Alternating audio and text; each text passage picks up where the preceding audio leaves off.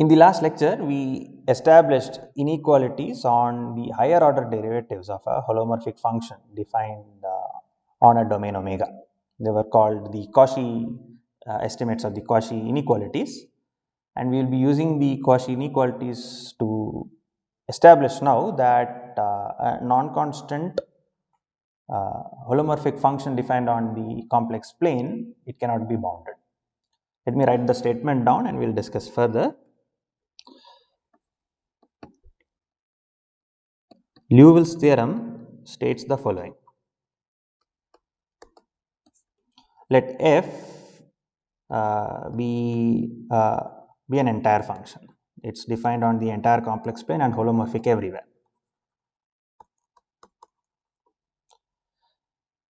which is bounded.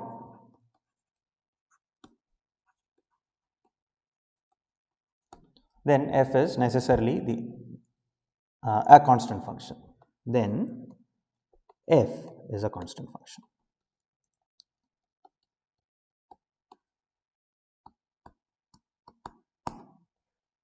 Let's give a proof of this. The proof, as I have already noted, is going to use Cauchy's inequalities. And in order to do that, let's fix some point z0 in the complex plane and consider, fix a point z0. The first thing to note is that f is a bounded function, and since f is bounded, we can get hold of some m positive such that mod f of z is less than or equal to m for all z in the complex plane. There exists m positive such that mod f of z is less than or equal to m for all z in C. So, in particular, if you consider gamma subscript r, maybe let me use the notation sigma r, the sigma r of t be equal to z0 plus r e to the power it for t in 0 to 2 pi. This is the circle of radius r around z0. Then mod of f of z is less than m, in particular for all z in the image of sigma r for all r positive. This is uniformly actually bounded by capital M. Now, let us bring in the Cauchy estimates to bound the absolute value of f at the point z0. By the Cauchy estimates, f prime of z0 is less than or equal to the supremum of f on the circle of radius m, which is bounded by capital M anyway. So, this is less than or equal to capital M into 1 factorial by r to the power 1, which is r. Notice that the Cauchy inequality told us that fn at z0 is less than or equal to n factorial into m by r to the power n, where m is a bound of f on the circle of radius r around z0. When n is equal to 1 is applied here, we have this estimate. Now, let us take the limit as r goes to infinity. Taking the limit,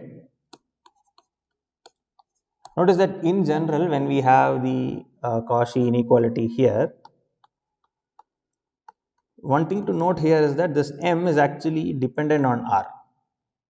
It's actually the bound on the circle of radius r around z0.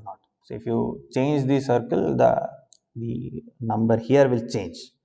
But in our case, what is happening is that the m is uniformly bounded by some capital M because f is an entire function which is bounded. So, this is a bound which is uniform on every r, and hence when you take the limit as r goes to infinity, we get f prime of z0 is equal to 0. Because mod f prime of z0 is 0, we have f prime at z0 is equal to 0, and our choice of z0 if you notice was arbitrary. This implies that f prime is identically equal to 0. Now, by the fundamental theorem of calculus, we have f is a constant function.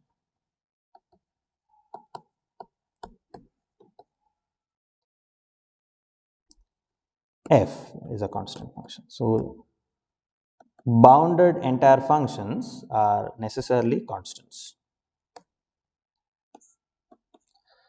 This is actually in stark contrast to what can be seen in the real analysis setting, because if we were to look at the real line and consider functions there, we have functions like sin x, which is differentiable, in fact which is real analytic, which is bounded by 1. That cannot happen in the complex setting. The moment we have an entire function which is bounded, it's forced to be a constant function. Sin x certainly has an extension to the complex plane, and you should sit down and think about it, that sin z rather, away from the real axis is not bounded. So that's something which we get out of Liouville's theorem. And as an application of Liouville's theorem, let's prove the fundamental theorem of algebra. The classical fundamental theorem of algebra tells us that if you take any non-constant polynomial with coefficients in the complex numbers, then it necessarily splits into linear factors. Let me write it down and let's give a proof of the fundamental theorem of algebra here. This will be a proof through techniques in complex analysis, which makes it more special.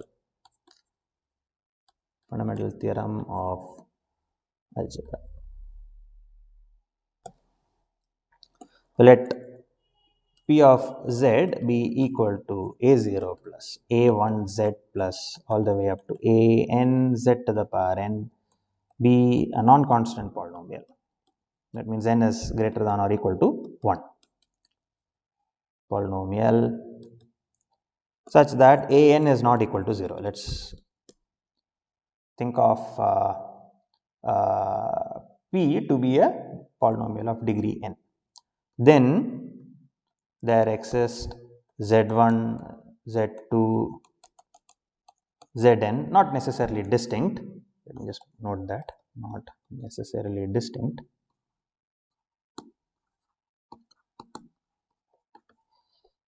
Such that P of z is equal to an times z minus z1 all the way up to z minus zn. It splits into linear factors. Oh, notice that this is a polynomial, be a non-constant polynomial with coefficients in the complex numbers, such that, let me just add something here, ai belongs to C and an is not equal to 0. So this is a polynomial with complex coefficients and the leading term is non-zero. Then we have our polynomial splits into linear factors. Let's give a proof of the fundamental theorem of algebra. The proof is going to be by induction. Proof is by induction.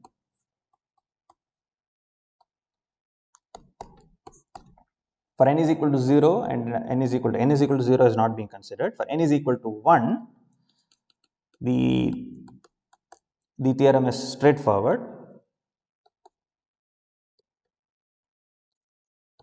Follows directly because it's almost already in the form that we want. It will be something of the type az plus b. You can write it as a times z minus minus of b by a, and that will be our polynomial in the form that we want. Let us assume that the result has been proved for up to n minus 1. Assume that the result has been established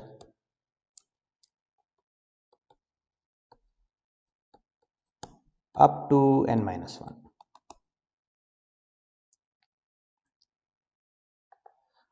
Now, we will prove that the result is true for n as well by a method of contradiction. Let's assume that let P of z equal to a n z to the power n plus up to a0 be a polynomial of degree n That means an is not equal to 0. Oh, this is not a to the power n, this is a subscript n. I.e. an is not equal to 0, such that P does not have roots in C, does not have roots.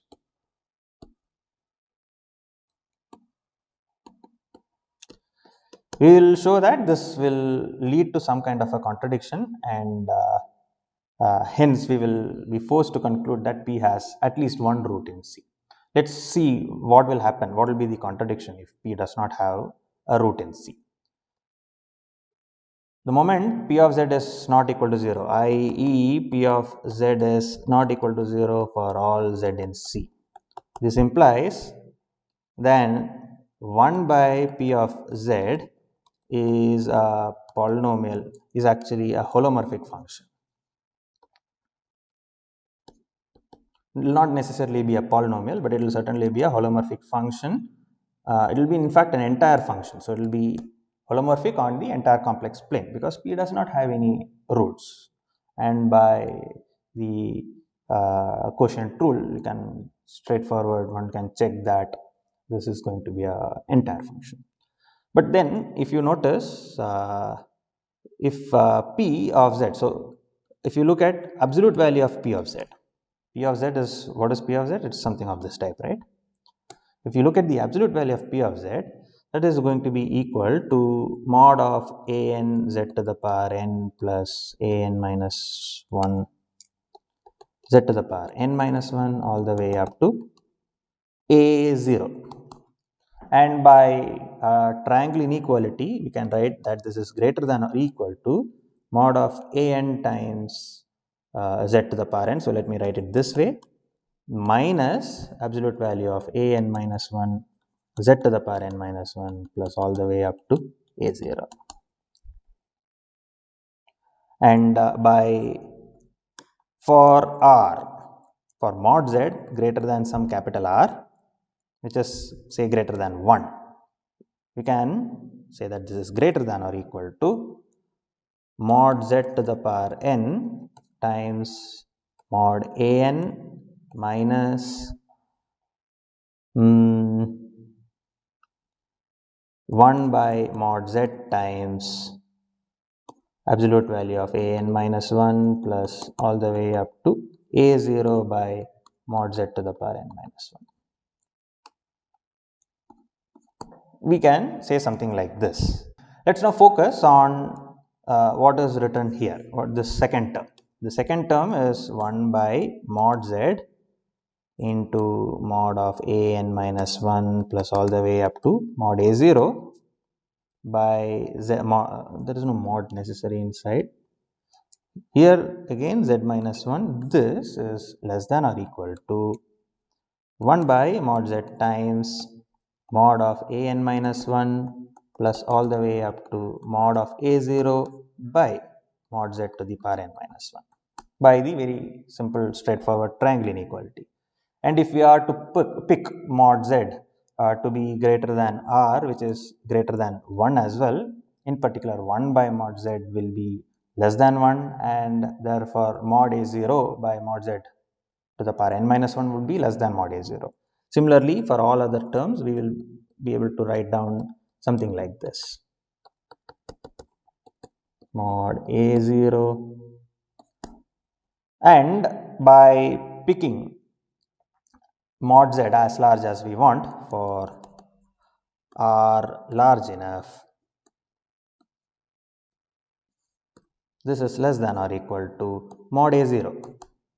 By picking mod z to be greater than r, we have 1 by mod z to be less than 1 by r, and by picking r large enough, this can be arranged to be less than or equal to mod a n, sorry, a0 is already there, mod a n. Of course, mod a0 can also be arranged, but we would like to have it less than or equal to mod a n. By rewriting this would just tell us that mod a n minus 1 by mod z times mod a n minus 1 plus all the way up to a0 by z to the power n minus 1, this absolute value.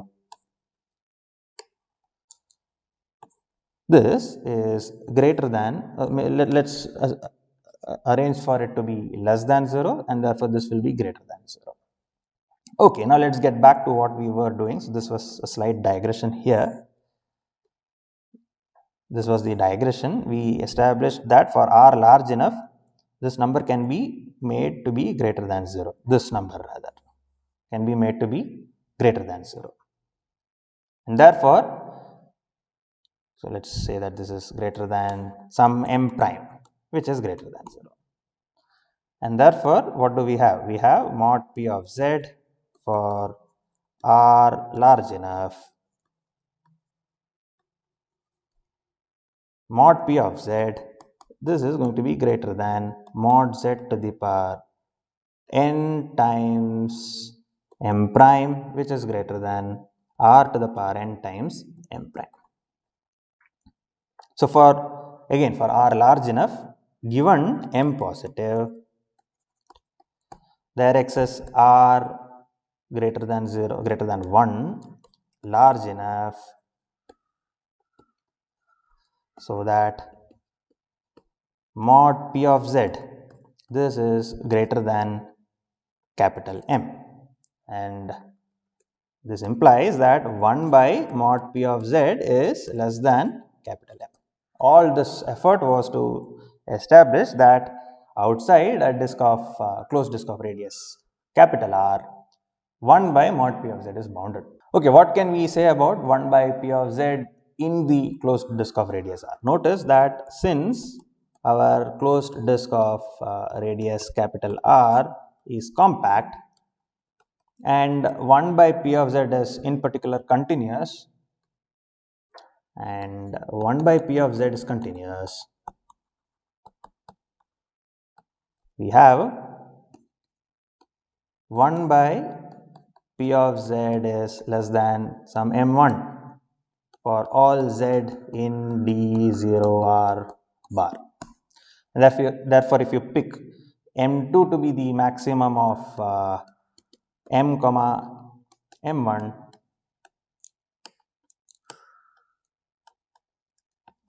we have 1 by mod p of z is, or rather the absolute value of 1 by p of z, this is less than m2 for all z in C. So that is what we have established just now. But what did Liouville's theorem tell us? Liouville's theorem told us that bounded entire functions cannot be non-constant, and here we have 1 by p of z, which is a entire function which is bounded. So by Liouville's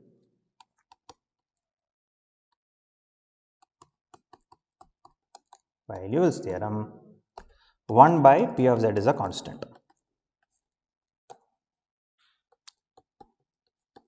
and that would tell us that p of z is a constant.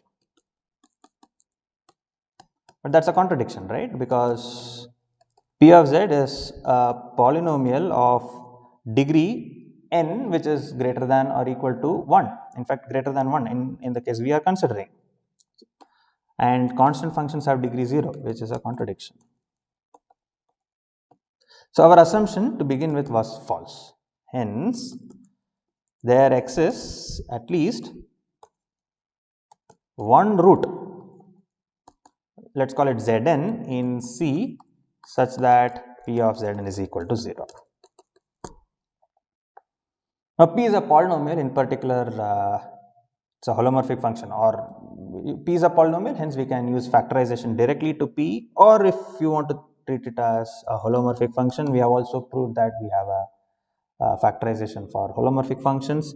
Using that, we will be able to write p of z to be equal to q of z times z minus zn, where q of z will be of this type: a n times z to the power n minus 1 plus b n minus 2 times z to the power n minus 2 all the way up to b0.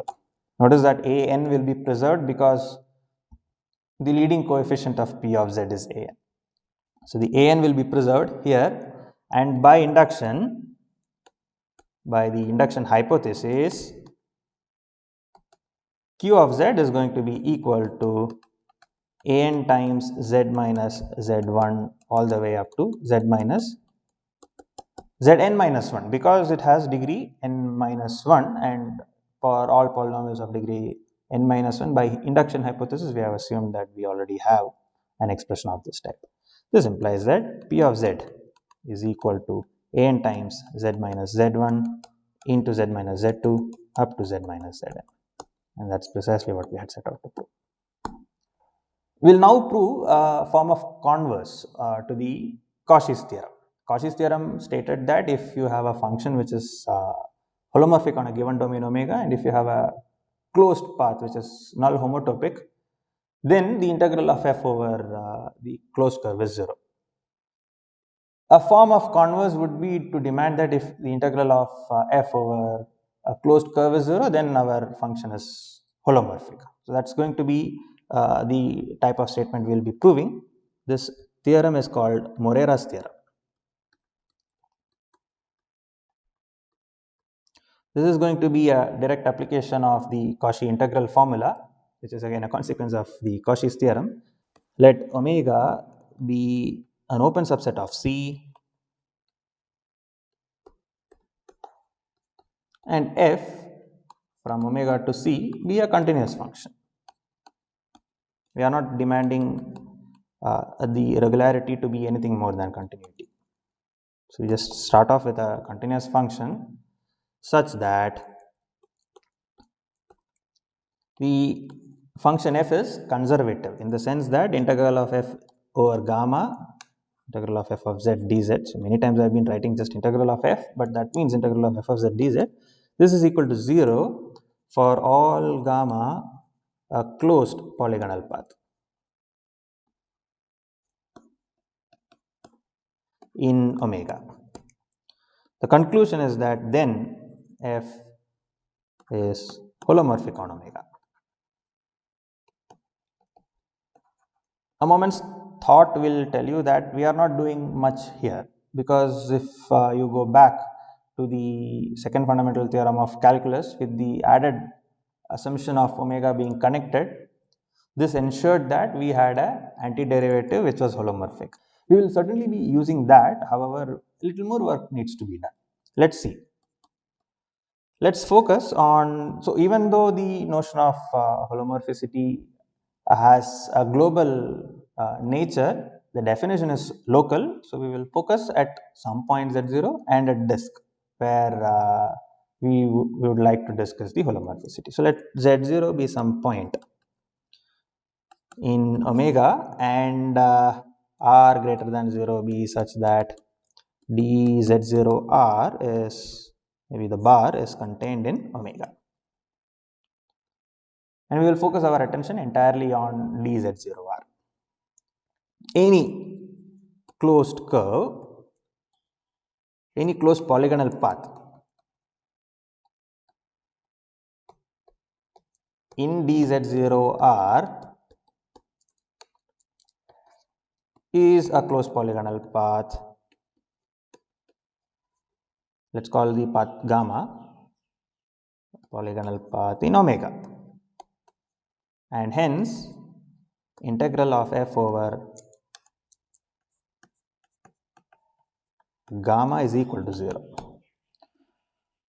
But now we are in a good setup. We didn't a priori know whether omega was connected or not. However, the disk of radius r around z0 is certainly connected. In fact, it is much more, but we will only use the fact that it is connected to conclude that by the second fundamental theorem of calculus,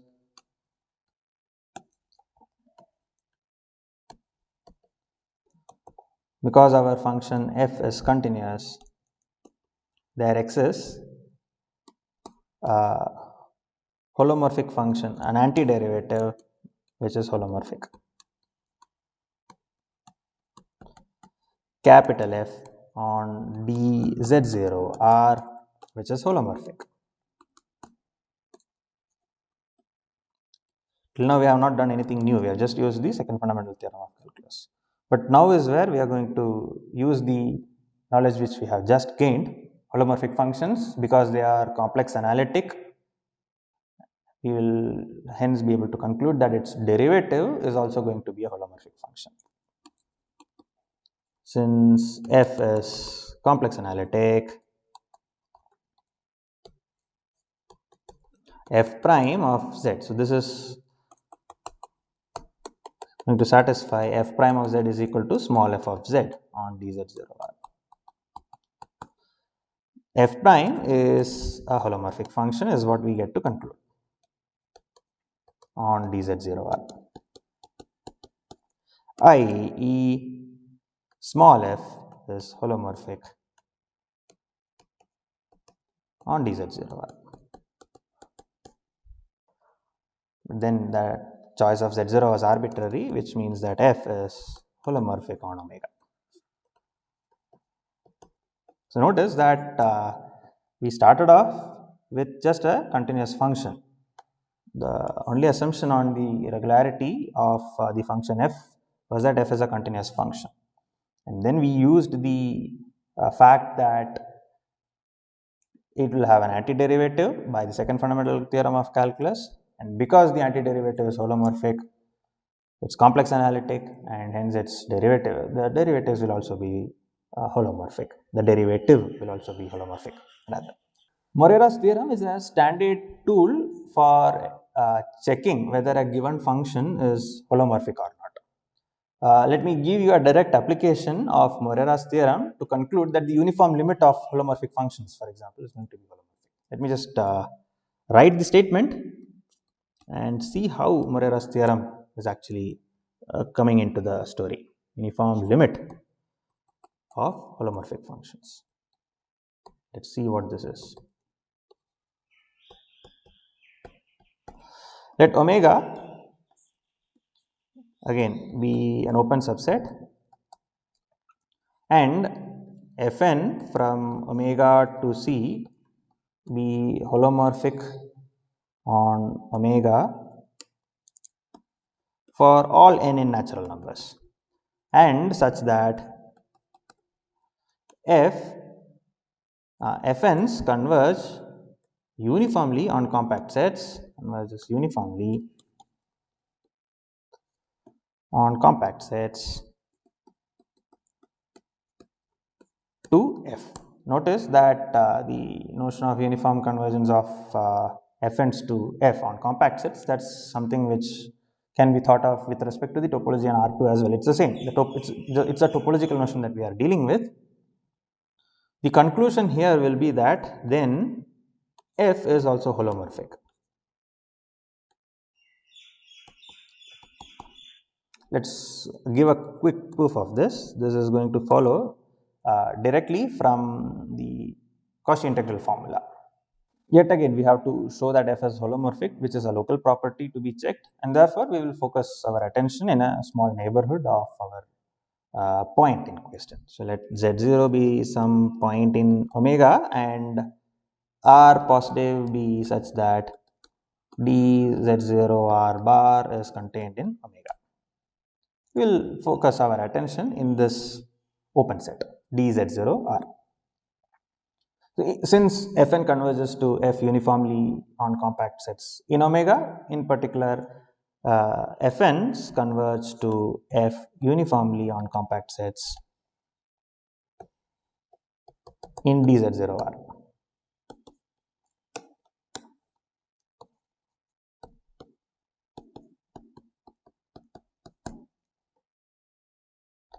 Now let's take any closed polygonal path in dz0r. Let sigma be a closed polygonal path.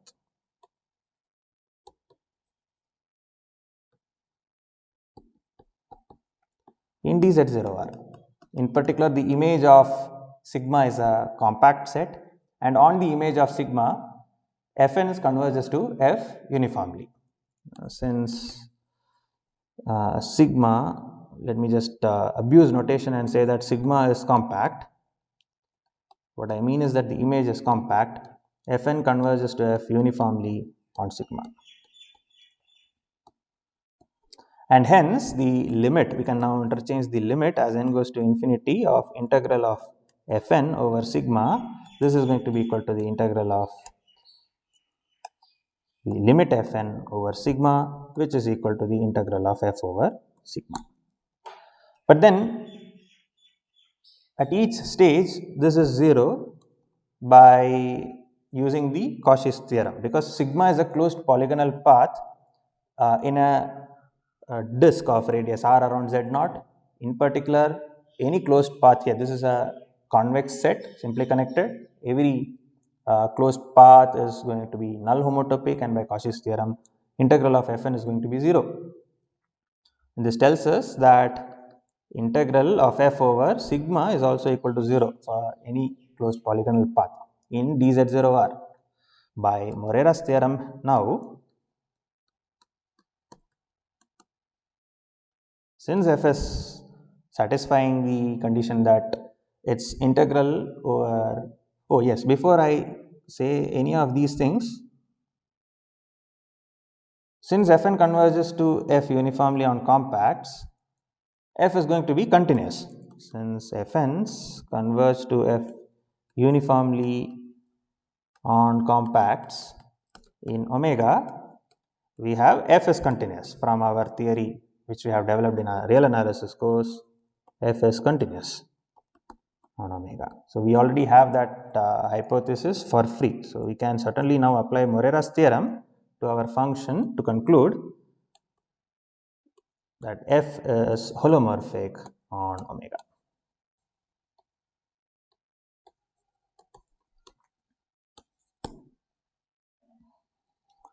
And that's what we were attempting to prove. So before we stop, let's look at, let's summarize rather what are the things that we have concluded about complex valued functions till now on domains in C. If f is a function from say AB into R, where AB is some interval in maybe open AB, that's better, some interval in R, then what do we have about the collection of functions that we have? We have a broad collection of functions which are continuous. F could be continuous, then it will be in this big collection, this big set. If we put more regularity assumptions, then there will be a smaller set which will be differentiable functions. So this, let me call it as, let me not use C1, so I'll just use differentiable. We can actually ensure that for every k there is a function which is k times differentiable and not further. So I'll not write all of them down. Then we have a collection of smooth functions. There are smooth functions. There are differentiable functions. There are k times differentiable functions which are not k plus 1 times differentiable. There are differentiable functions which are not smooth. So this a smooth function is certainly differentiable. So this is a subcollection, and we further have a subcollection of analytic functions. There are smooth functions which are not analytic. Yeah. So for example, e to the power minus 1 by x. Now if you look at functions in an open subset of C, open subset of C, and f be functions on the set omega, we however do not have as many classifications as we have in the real analysis setting. There will certainly be the broad class of continuous functions here, but then the moment we go down to a subclass of complex differentiable functions, complex differentiable on omega, but that is going to be the same as complex analytic functions, in fact. Or rather, let me use the word holomorphic. I should certainly use this. The complex differentiable on omega is just what is captured most times in our course by holomorphic on omega. But this is the same as complex analytic, which we have just proved. These three classes are the same in our case. In fact, so if I had to shade it here, this class is actually the same in our complex analysis setting. Of course, there is one more interesting class of functions which can be put down here. This is the set of all those functions f from omega to c such that integral of f over gamma is equal to 0, where gamma is a closed curve. Now notice that that's actually a special class. If omega, for example, was something like c minus 0, c minus the origin, and if you look at f to be 1 by z, then integral of f over gamma is not necessarily equal to 0. So it's not true that f will always have an antiderivative. Of course, if omega is special, if omega is something like simply connected, then this will also turn out to be the same collection, but that's generally not the case. So there is an extra class here. Of course, we do have an extra collection of functions which can be put here. Those functions which are real differentiable but which are not complex differentiable. Those real differentiable functions which do not satisfy the Cauchy-Riemann equations. Similarly, CK functions for that matter, which do not satisfy the Cauchy-Riemann equations, or smooth functions which do not satisfy the Cauchy-Riemann equations. That's not something which is to be kept apart in our study. They actually do form an integral part of the study, but nevertheless, for the purpose of categorization of complex differentiable functions, we will focus only on them. And this is the diagram capturing that. In the next lecture, we will solve a few problems which will strongly use the various applications and the consequences of Cauchy's theorem that we have discussed in this week.